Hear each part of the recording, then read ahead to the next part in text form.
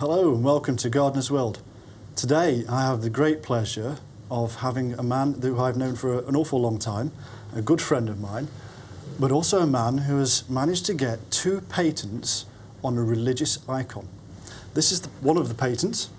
Incredibly, Crichton Miller has managed to get patents on the Celtic cross, a device, a religious icon that we see all over the world, in Wales, in Ireland, in Scotland, and I've just come back from Norway where we saw them everywhere, on top of serpent churches and even on great cathedrals.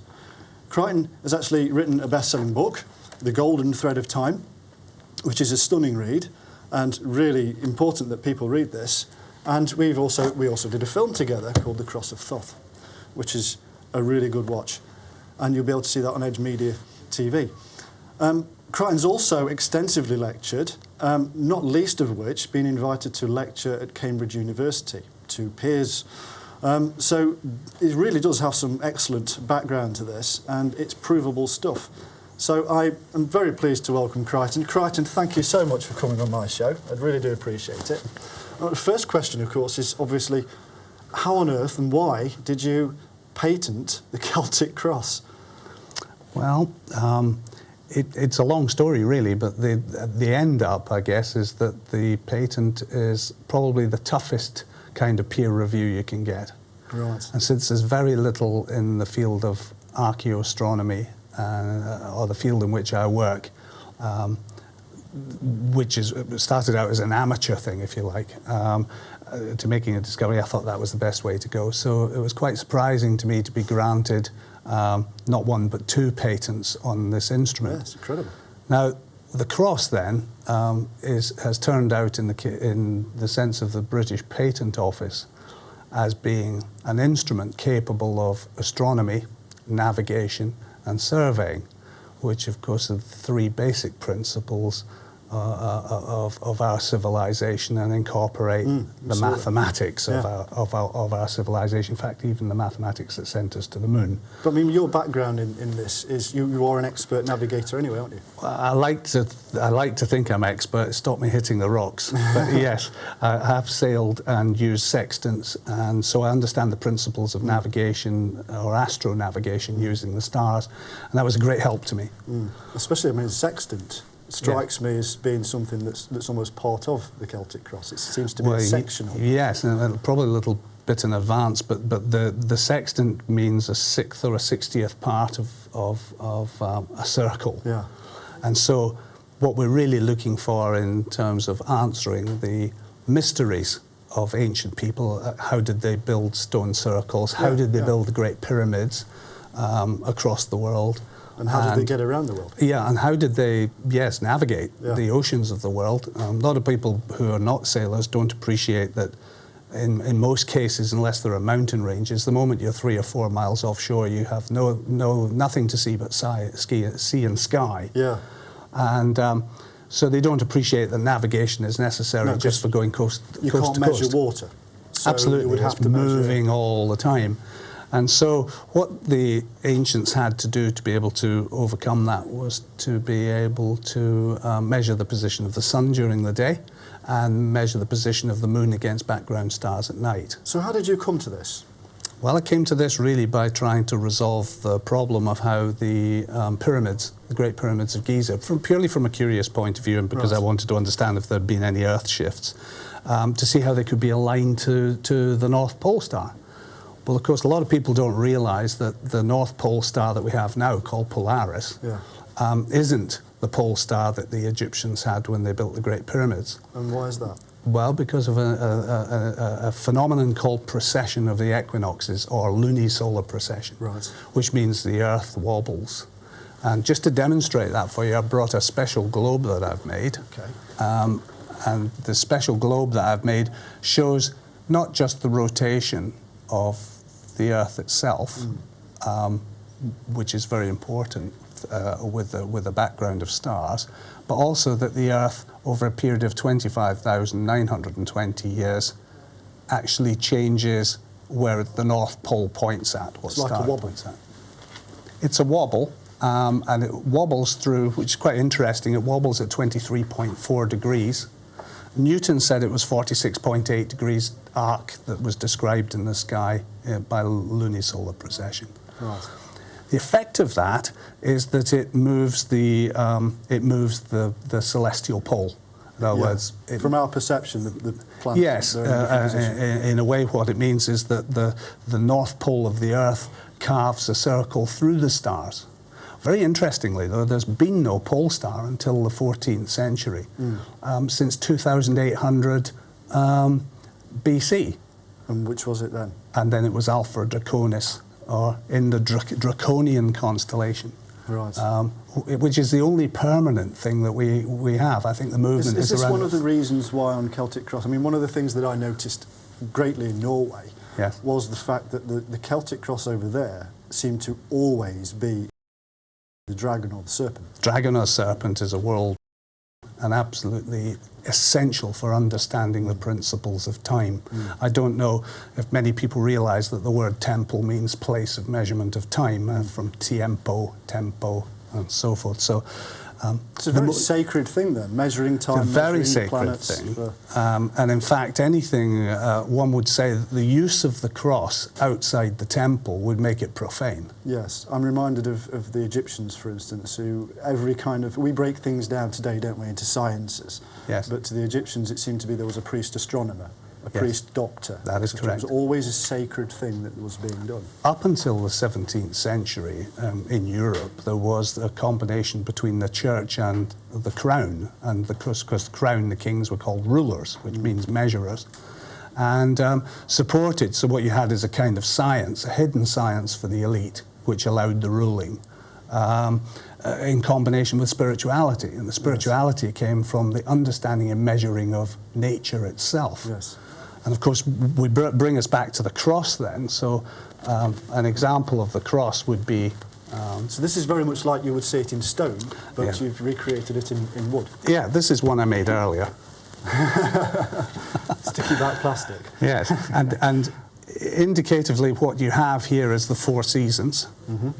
Which is from those two there.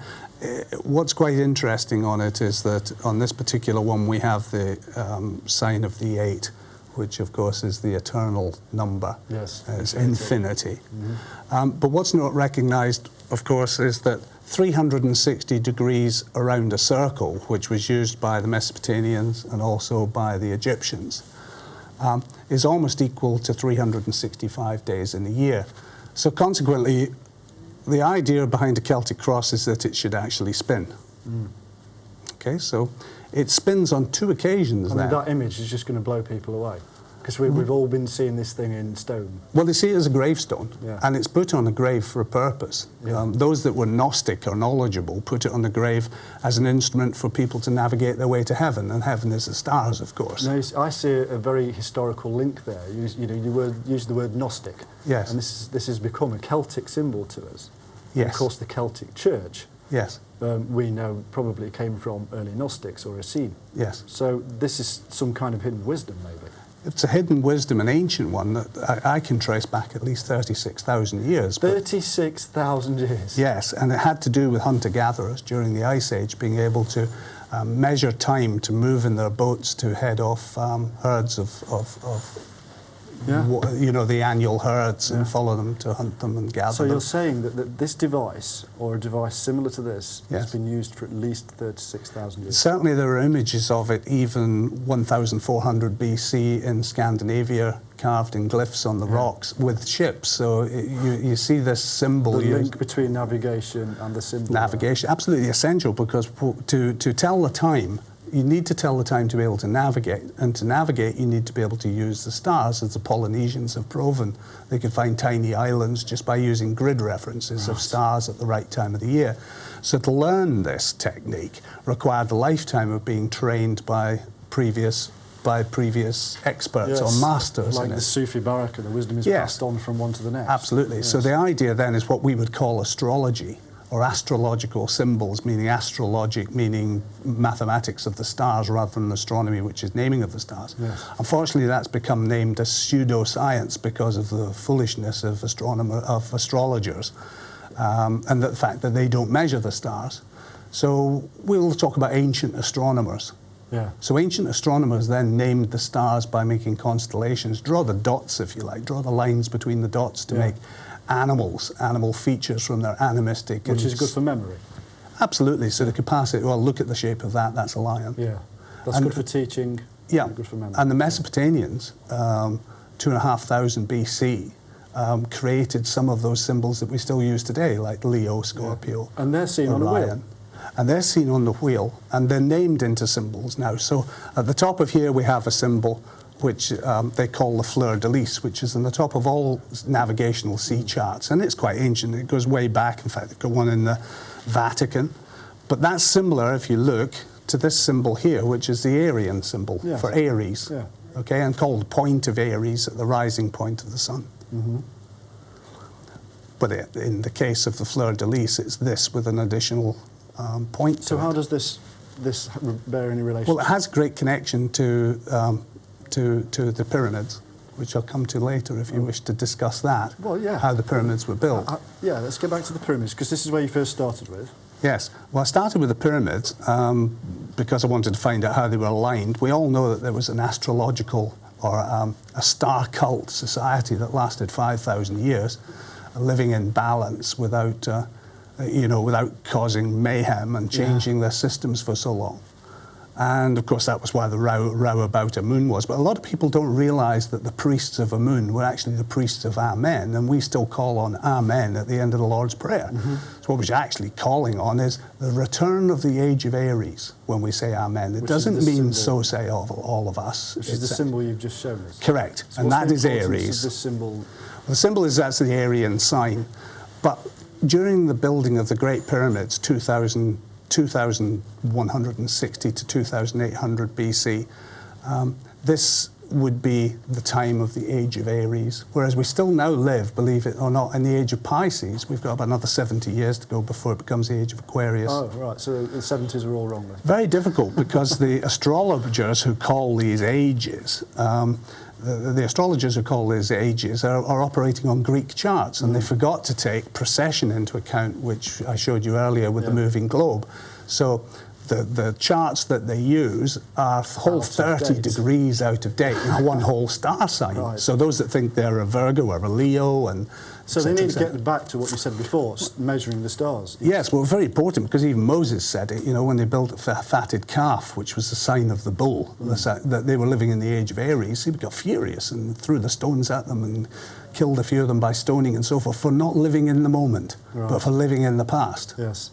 Which was many messages in there. Many messages in there. Yeah. So going back, so they were able, and this is very important because there's a philosophy behind this. Not only were they using science to measure the earth and to measure angles and to create mathematics, which is a scientific instrument and symbol, they were also putting the philosophy behind what the understanding the nature of time meant. In other words, the nature of cause and effect. Hence, most of our religious texts tell us how to behave based on the laws of cause and effect, which we seem to have forgotten in the modern world. So this is how the sacred and the literal mesh together. Yes, with this archetypal instrument. Yeah. Now, of course, you mentioned sextants earlier on. In fact, you just put that away. You mentioned sextants earlier on, and they used quadrants and sextants as a deference to the circle. In other words, quadrant means a quarter We've part got about of a a minute left, so... I'm sorry. So what happened was, because it was banned to use this religious icon for many years, they invented this, which is called an astrolabe. And the astrolabe has exactly the same principle, designed into four, but it doesn't have a stick on it, so it doesn't look like a crucifix. Star. Astrolabe meaning measuring the stars, and even Chaucer talked about that in his treatise to an astrolabe. He knew the world was round, and that was back in the 14th century. So that could be read by anybody. Fascinating stuff. So the astrolabe was used... Yeah. But basically... It's still used today? Yes, basically what I made is a modern instrument. And the modern instrument shows the cross as a protractor, which is what it really is. And it's able to measure spherically. I mean, that protractor, that piece of plastic that you've got is incredible. And if this thing really is so clever and accurate, surely it's something that, everybody on the planet should know about, in case there's some natural disaster or, suddenly our GPS systems don't work. We all really need to know how this thing works.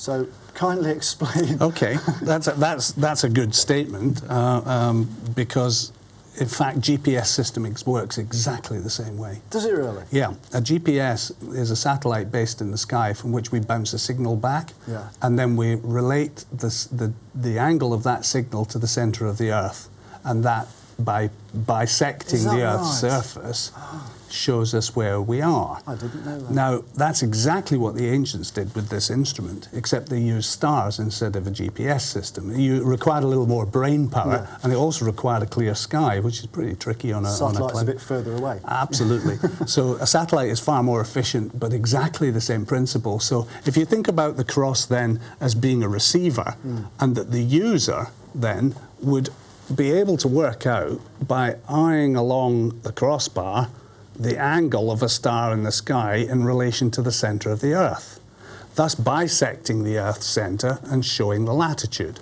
And correct me if I'm wrong, but isn't the centre of the Earth, the gravity that pulls, that's another constant? Yes, it is. And the constant, the most important thing behind that is the idea of a plumb line. I remember when we were talking earlier on, I mentioned that the centre part of the draconis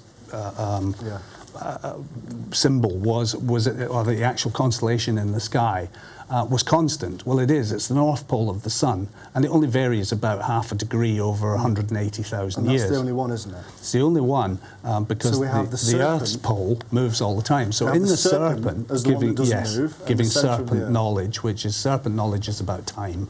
The whole idea behind the serpent giving to Eve the apple of the fruit, if you like, not an apple, but the fruit of the tree of knowledge and good and evil, is a relevance to time itself. So we're saying it is the Draconis constellation that gave to Eve the ability to plan ahead with agriculture or with hunter-gathering, which produces a fruit. That makes so much sense. A fruit of the tree of knowledge of time. Good and evil is time. They suddenly knew their time, didn't they? Yes, and of course they explained in archaic language the idea of good and evil. What they actually meant is order and chaos.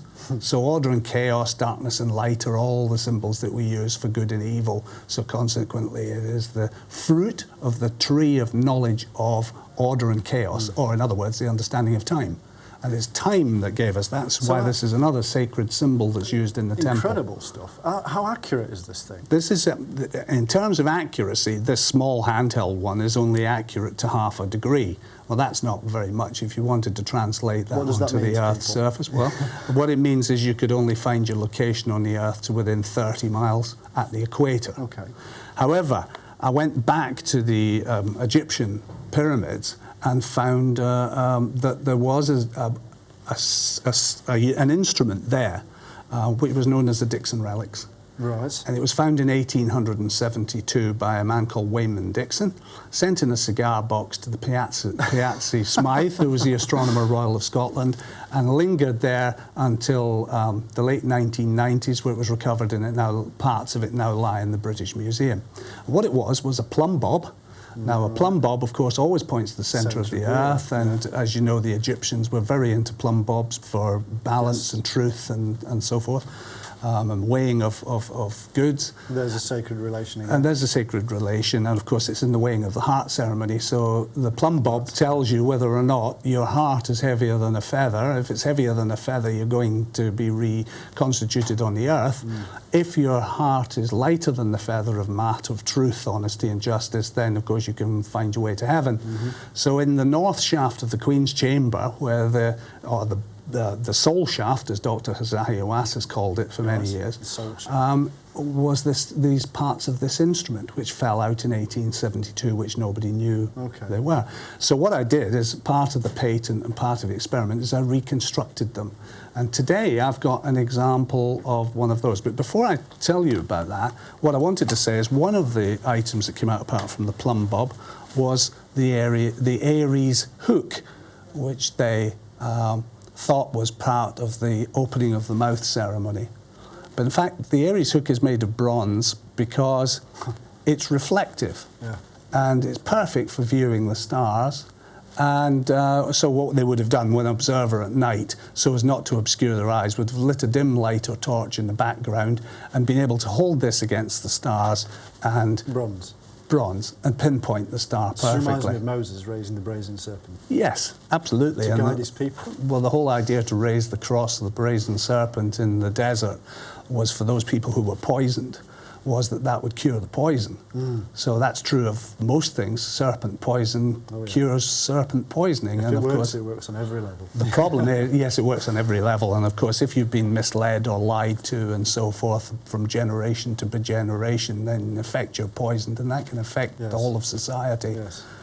In case of the blind following the blind, then they all run off the precipice, don't So they? it's time now for some truth. So Well, I think it's time for some you truth. found this as part of the Dixon relics, and what did it tell you? Well, what it told me from the Dixon relics is that in the construction of the Great Pyramid, which includes the numbers of the moon and the sun and so forth, is that an instrument was required that was more accurate than the Celtic cross, which I just showed you. Right. And the instrument, when I constructed it, was accurate to 3 arc minutes. And that means at the level of where we are now in the Northern Hemisphere, you could find your position to within 1.5 miles on the Earth's surface, which is within view of the horizon. That's incredible accuracy for Incredible accuracy. So- And so, well, interestingly, it's three. I've come to, but it's 3 arc minutes out, which is exactly what the pyramids are. The pyramid Really? complex at Giza, according to Cambridge University, is only 3 arc minutes out, which is exactly the accuracy of this instrument, which I made to scale. May I show you But this? that's incredible backing for. Oh, tremendous support Oh, for the we've got to instrument. see This is a this. real working Let's take a look there. instrument. So we've got something here which looks very much like the standard Christian Latin cross, but tilted. Yes, and what you have is a plumb line, so that the scale, which is across the middle, Yeah. is bisected by the plumb line. So if the cross is angled to measure any angle in the star, then the plumb line will accordingly move and read it off. And this is accurate to 3 arc minutes. Notice that the lines actually veer outwards. Yes, they do, because the clever part about what the Egyptians did is they took a wheel or a circle of 360 and splayed it, so that it was like 1/4 of a circle was used, which gave huge accuracy. So to get a circle that would allow this kind of measurement, it would be something like 10 feet in diameter. So this was a great technological step forward for the Egyptians, and that's what allowed them to be able to tell the time to within seconds, and also to be And able so- to build these pyramids to a 52 degrees angle. The Dixon relic then, where are we saying that The this was? Dixon relic would have been fitted to the top of the spar. So in And it effect what you have perfectly is holds the line of the plumb. perfectly holds the line of the plumb. And so that, of course, is I've written extensively about in my book with all the references and so forth, so people can find that out for themselves. But one must always remember that the cross we're talking about with the plumb line is called an inclinometer, and that you could not possibly build anything that had an incline on it without an inclinometer. Right.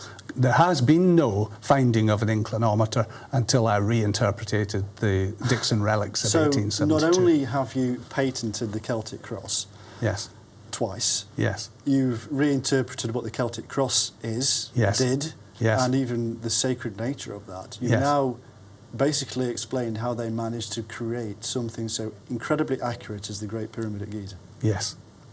through very, very similar devices. Very simple devices, but a tremendous amount of brain power, and also a tree of knowledge from their ancestors all the way down onto how to use astronomical symbols in the sky and to be able to interpret them correctly and measure time. Click, click, click. Yes, one big question a lot of people will want to know is Yeah. basically, that's a cross, that's a Christian cross. Sit down here. Yes. It looks very much like a Christian cross. Of course, to a great many people around the world, there's a man pinned to it.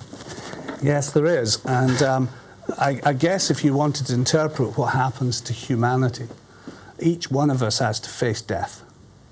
Few of us ever see it because it's only our relatives that see us dying, but they perceive us fixed in time, disappearing back into the past. Well, of course, we know that there's no such thing as past, otherwise energy would be wasted, and nature doesn't do that. However, that's the perception. So the perception of the death of Christ is that he would be fixed and unable to move, neither with his feet on the earth nor his head in heaven, fixed in that moment of his death on the instrument that actually represented timekeeping. It is not a wrist, as in your like a wristwatch or a clock. previous to the 14th century, then the only instrument that they had that was capable of measuring time was a quadrant or an octant or a wheel cross earlier, which became a religious symbol, apart from the Antikythera mechanism, of course, which really is an anomaly. Well, I mean, my mind's kind of racing to many other things now. You look at images of, say, for instance, Quetzalcoatl. Yep. Or Kukulkan from the Mayan Also Aztecs, pinned to a cross. who is also pinned to a cross. Yes. So there again, and in many other images, Odin, for instance. Well, it's the promise of rebirth. Yeah. And that's what makes it so sacred, because the pinning of Christ to the cross is he rose after 3 days, but so does the sun come back after 3 days standstill on the solstices. So yet again, this religious bringing device life back is actually very much related to many things such as fertility, navigation, measurement, construction now as well. Yes. So reinterpretation completely of religion as we know it. Well, the concept is to understand the nature of time so that you live in balance and harmony with nature itself. But also to what they believed and they tried to put across was that you should have no fear of death, since everything around you recycled and everything is cyclical rather than linear, then should you be. Is there any... That would be enough. How would people find out more about this cross? Because there'll be a lot of people out there who'll probably want to get one. Well, they can go to my website, crichtonmiller.com. They can, of course, watch the Cross of Thoth, and a lot of people don't understand what the connection between the Celtic cross and the Cross of Thoth. Well, Thoth was the Egyptian god of wisdom, of measurement, of astronomy, of writing. And, of course, these principles that we've talked about today require not just a knowledge of astronomy, they require the knowledge of writing so as to make almanacs so that you can predict the positions of Venus, and you can predict the position of the moon at any day or night throughout the year, and also work out the cycles of these things. So, for instance, Sin, being the moon, is also synodic and is also a sine wave. I mean, one of the things that always, the language interpretation. Now we understand what you're saying. Some of the language interpretations, you point out horizon. Yes, means Horus as being the god of time, the Egyptian god of time, plus zone. So it really means place of time or time zone. And the time zone is what you can see, where the stars come over the horizon, where the sun rises or sets. The beauty of these discoveries, is that there are so many little pops that go along with it, such as the reinterpretation of horizon and reinterpretation of religion and the pinning of the cross, the serpent, a great many things. How did it make you feel? I think I was surprised when I initially discovered it. I went and researched everywhere, hence the patents, which we started the conversation with, was to find out if other people knew about it, and there was absolutely nothing about it anywhere, in any research, in any book, or in any university throughout the world. No university. And of course, you can't grant a patent unless something works and it's provable and does what it claims to do, but also hasn't been done before. So it must have been quite a dilemma for the Patents Office, because in the patent I mentioned that this was probably used by ancient people. But they still granted it. Just granted I guess if they hadn't have granted it, they would have said, well, we've got issues with what the meaning of the cross is within the church on a gravestone. You kind of have official backing for even the meaning. Yes, I do. Just by the granting of the patents, which are really the toughest review you can possibly have, because they're so commercial. a lot of people apply for them, but they don't always necessarily get them, do they? That's correct, because they say it's obvious or somebody else has invented it before, but in this case they chose to say that it hadn't been invented before, which kind of win-win situation for me either way. Well, yes. So really what we're talking about is a wheel. Everything in nature is a wheel, and then we learned how to measure moment by moment the wheel of the heavens and the wheel of the face of the earth, and measure time and try to predict it. Well, we try to predict it when we plant our seeds in the ground. Absolutely, we need to, don't we? Yes, absolutely. I mean, what you've done basically is shown an upright cross with the circle, but now, the mind wanders into things like Stonehenge and Avebury and a great many things. Stonehenge couldn't have been created without a knowledge of the stars. And of course, Stonehenge then measures the movements of the moon and the stars and the sun.